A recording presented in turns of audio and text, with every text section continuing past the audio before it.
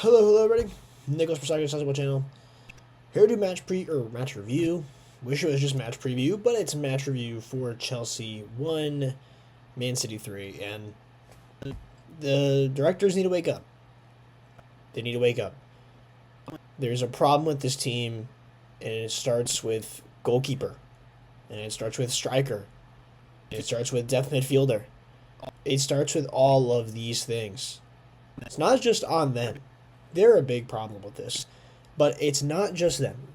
It's Enzo Maresca not making subs. It's Enzo Maresca not making any tactical changes. It's Enzo Maresca, after going up 1-0, deciding to sit back and defend instead of still pressing, still trying to play high, still playing high. Okay, he did that. But the fact alone is so many different mistakes, so many different errors that we all noticed as fans were relevant throughout this game. Absolutely relevant. And we had to sit there knowing that we know the problem, yet they don't. Somehow they don't. Enzo Maresca has to play yes man and say, oh, we trust Robert Sanchez. That just came out. That thing just came out from post game. We trust Robert, he's got to improve. The good thing about what he said is he knows he's making mistakes. That's what Robert said. He didn't admit that until finally this point, that he knows Robert is making mistakes. He keeps picking him. And he's basically, come to the point where he's going to play the game against West Ham. Every single time that Robert Sanchez plays in goal, I have chest pains. It's like I'm going to have a heart attack every single time this guy plays. At this point, you cannot sit here and convince me that anybody else except Jorgenson should be playing in net. Why not? Seriously, why not? Why not? I can't talk more about this. I'll get more into it in just a second, but the fact alone is the directors need to wake up. We have about a week and a half until, I think, and it's exactly a week, I think, a little bit less, I think 6 days until the end of the window now. The 31st. They got till that point to make some changes. Let's hop into the lineup ratings. They're not good. Newsflash, right? So here's the lineup. Here are the ratings. And you might be wondering yourself, quickly looking at this lineup, where is the rating for Robert Sanchez? Of course, I just highlighted him a bunch. And yeah, it seems like I failed to give him a rating. I didn't fail to give him a rating. There's not a 0 option on the website I use, so I've decided to not give him a rating. I could have just sat here and gave him a 1, but he doesn't deserve a 1 after this performance. He really doesn't even deserve a 1. I've decided to avoid giving him a rating on this because I didn't want to give him 1. This was that bad of a performance in my eyes. The fact is, I'm that upset with him to the point I've now decided to just not even give him a 1. I gave him a 0 on the review I did on TikTok. This is abysmal. This is abysmal. Robert Sanchez, I stated it before, he's not a sweeper keeper. He's only a goalkeeper. A guy who could protect his net. He doesn't like to play out of the back. Like I said, it gives me chest pains every single time he's on the ball because he's going to do something wrong with it. And Enzo Maresca's fine with it because it almost seems like the directors are like, you must play him. We bought him. You must play him. You bought Jorgenson, and he's sitting on the bench. You bought him for more money than Robert Sanchez, yet he sits on the bench next to him. This guy has given barely any chances all season, and yet we are forced to watch somebody who is much worse than him. If I'm Jorgensen, I'm very upset. And there's no one else who should be playing the game against West Ham except Phil Jorgensen. There's no doubt that we know how good of a shot stopper sometimes is Robert Sanchez, but now that is the 5th error he himself has made. That is the most in Europe this season in all leagues. It is not good enough from a Chelsea goalkeeper to make the most errors in all of Europe. That means this player does not play this position, this type of goalkeeper role, and you're forcing him to do a role he can't play. It is absolutely a travesty. I know it's not English correctly, but I'm going to say it like that because it is. It's a travesty, and I wanted to say that word. It's horrible that this ownership and this front office, I should say just directors, they don't want to just be like, we made a mistake. Petrovic replaced him because he was better. Pochettino saw that. Today, I noticed that Petrovic, in net, by the way, they won 2-1 against Lille. And he had an 8-something average rating. And he's over there at Strasbourg. And who else scored in that game? Andre Santos. A player who can helping out our midfield depth right now. I don't give a flying shit. I'm not going to say the F word. A flying shit about Strasbourg. I don't give a shit about them. Bring him back. I'm done with Robert Sanchez. I can't. I'm gonna have a heart attack if I keep going. Cucurella on the left, 3 out of 10. He didn't do anything. He was being manhandled. Just every time they played on that side and it didn't matter which side they were playing on. Cucurella and James both were getting killed in this one. James was playing 2 positions. He was playing center back and right back. He did very poor on that Gavardiol chance. It just was not good enough. He had to work back so many times. When the left back was coming up into the attack and getting in good positions over your center backs and everything, it's just not good enough.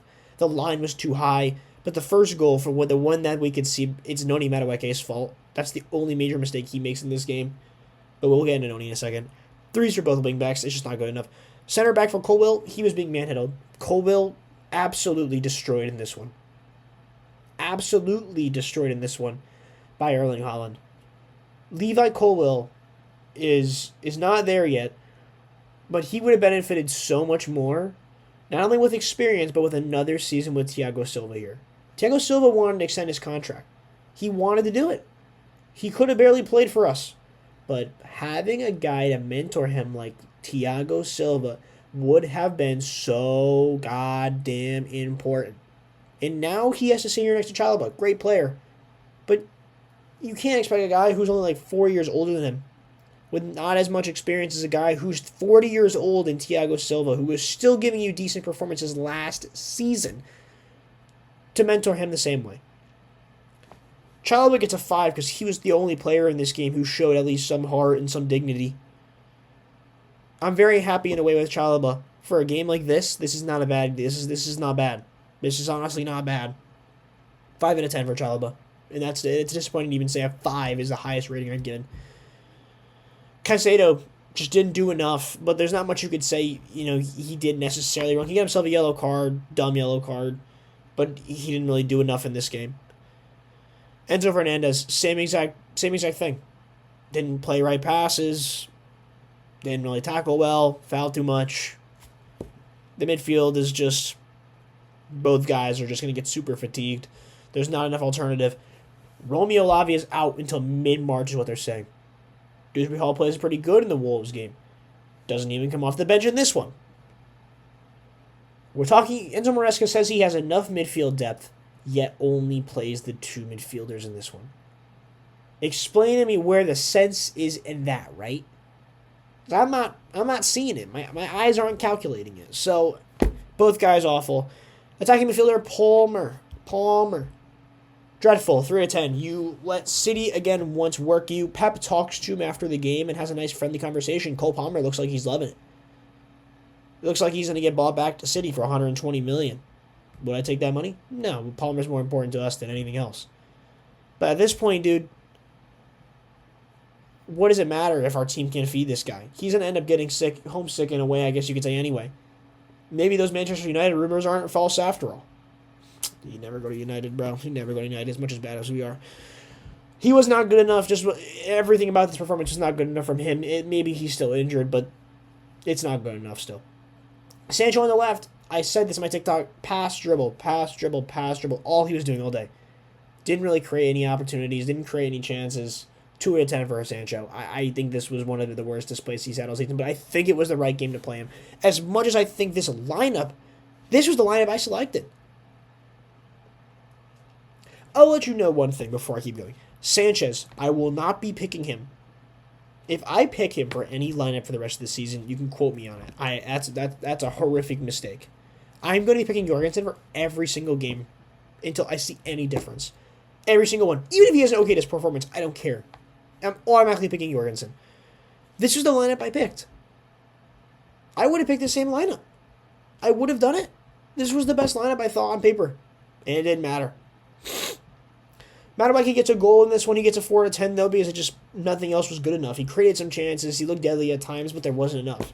But no one really helped him out either. So he gets a 4 because he saves the goal. He gets us at least something to look forward to, I guess. But he's looked okay these last few games, so Noni needs to keep playing at this point. Jackson, the 3, he gets an assist for the Noni goal. He does very well for it to stay up with it, but doesn't do good enough, I think, with the Palmer pass, almost to make it 2-0. I think he should have taken it first time. I don't think it's necessarily his fault either. I don't think it was Palmer's greatest pass in the world. But just nothing we thought this game was good about him. Even the press, the press didn't even exist. We played a high line. We played like a Spursy type game. We literally sat back, played a high-ass line, let them play it over the top on us, and we didn't press them. Like, what the hell was the point in doing that? I don't get it. Jackson gets a 3. This game was not good enough. It's extremely disappointing to sit here and, be upset about the performance because I really had high hopes winning this game. That's why I labeled the last video, pick up our form going into Man City. Because I loved the odds, especially after they lost to PSG so dramatically. But then they come in. We respected them too much. We respected them too much. We shouldn't have. De Bruyne didn't even start. Omar Marmoush played in his first game. Kuznetsov, we should have kept playing our Kuznetsov at their center back. Absolutely dreadful first performance of the year. Marmoush looked disgusting. Just didn't know the offside rule. But we respected them too much. It's as simple as that. And we got beat for it. 3-1. And it's disappointing. Extremely disappointing. But let me know what you guys think. I want to hear comments and stuff on Instagram and TikTok from you guys and here on YouTube. Nicholas Versace CFC on the other channels, by the way. So have a good rest of your day. Let me know what you guys think, though, still. See you in the next one. Peace.